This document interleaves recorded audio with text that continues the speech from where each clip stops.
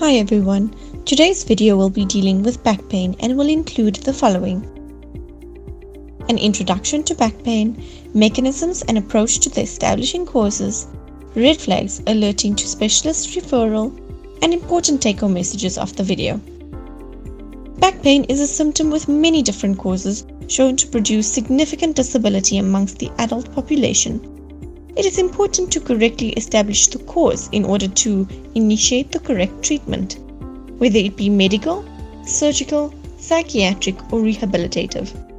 This can be done by understanding the mechanism leading to the various causes of back pain. With respect to this, these causes can be grouped under two categories: mechanical causes and those due to nerve compression. Mechanical causes encompass damage or pathology to structures of the spine, such as the intervertebral disc, ligaments, muscles, and facet joints. This mechanism produces a clinical picture of pain that typically worsens with movement and improves with rest, and can be due either to damage due to an insult, such as in a traumatic fracture, degenerative changes of the mentioned structures that is either age-related or pathological, or non-degenerative causes that will be expanded upon later in the video.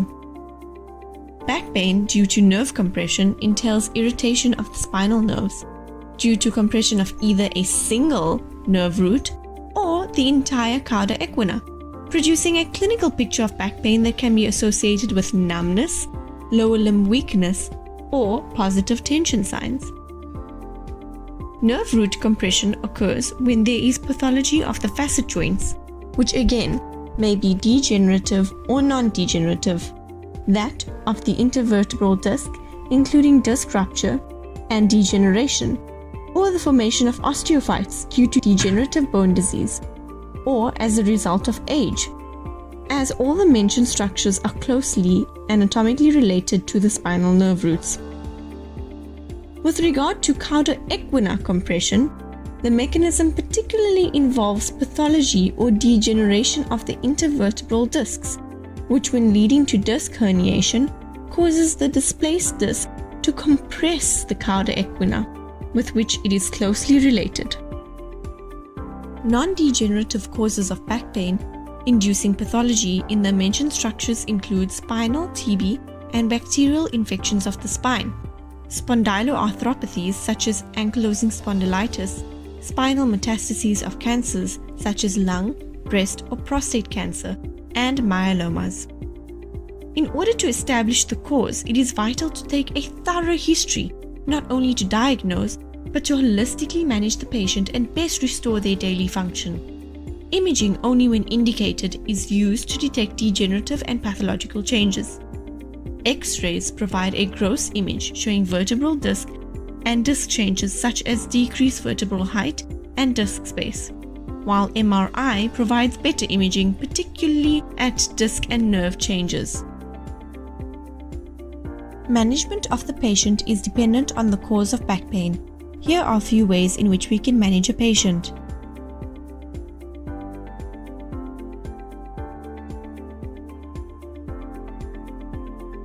Red flags indicating when to refer to specialist referral include presentation under the age of 20 or over the age of 50 when the pain starts, violent trauma, patient with constant progressive non-mechanical pain, a patient with thoracic pain, a patient with history of previous cancer like breast cancer, patient on recent steroids, patient who is systemically unwell, someone who has unexplained weight loss, or persisting severe restriction of lumbar flexion, or a patient with widespread neurological signs and symptoms.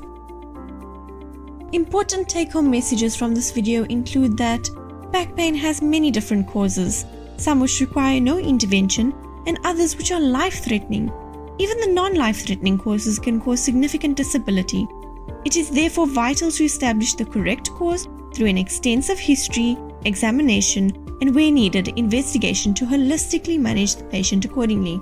It is also vital to recognize the red flags and make an appropriate referral. Thank you.